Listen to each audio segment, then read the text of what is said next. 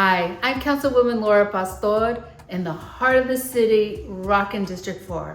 And I am here with Steve Chesky, the glass enthusiast, but really you're an artist. Yep. Explain to me how you got into glass.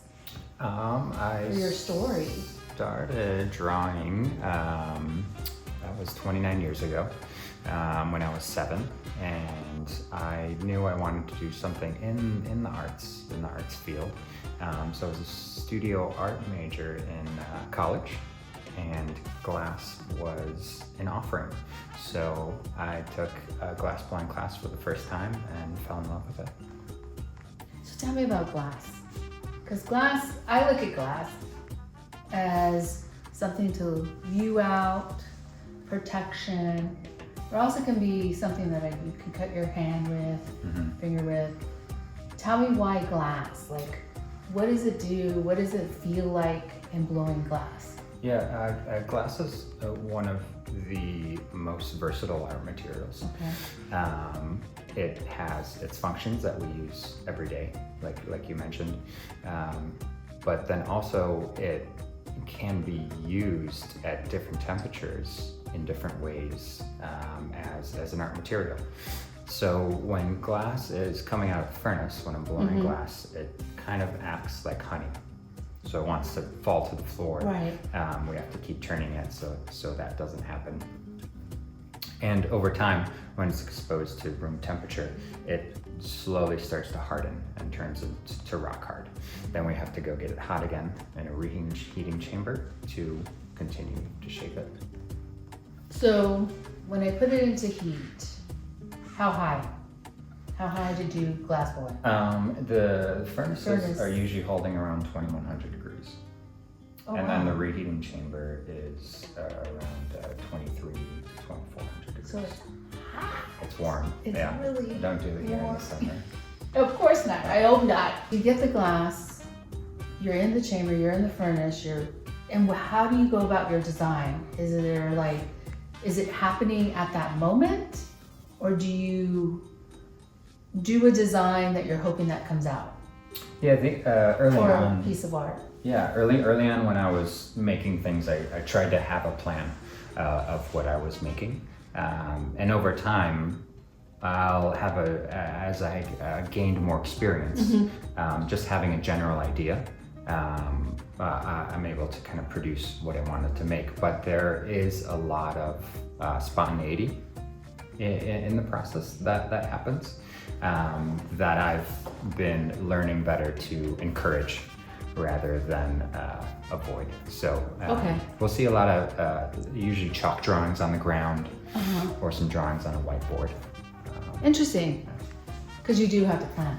You're planning a little bit, but as you're moving through it, it may change, and it's the spontaneity comes, and then you start to experiment and play around with it as it's heating up or in the heat.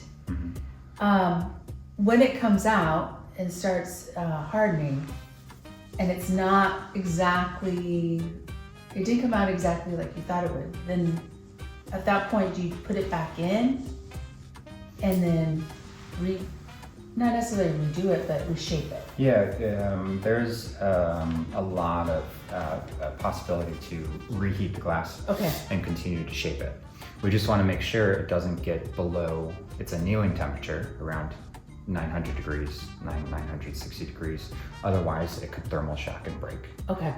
So as long as it doesn't get too cold, we could keep heating it and reshaping it until it's finished. So tell me one of your favorite art pieces, one of your favorite glass blowing pieces, and why, what inspired you to do it?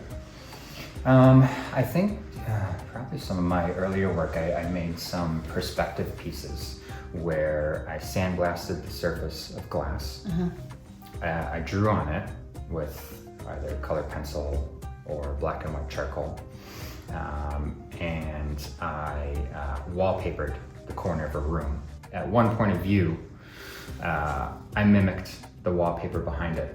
So it almost disappears when you line up at this one perspective. What inspires you to do this? I think I think a lot of the technical, how much technique is involved. It's very kinesthetic. Okay. It's very kinetic. I'm very much a kinesthetic learner as well. Right. So having the hands-on manipulating it in front of my eyes, and then the next day getting the work out of the oven, it's a really quick surprise once you finish.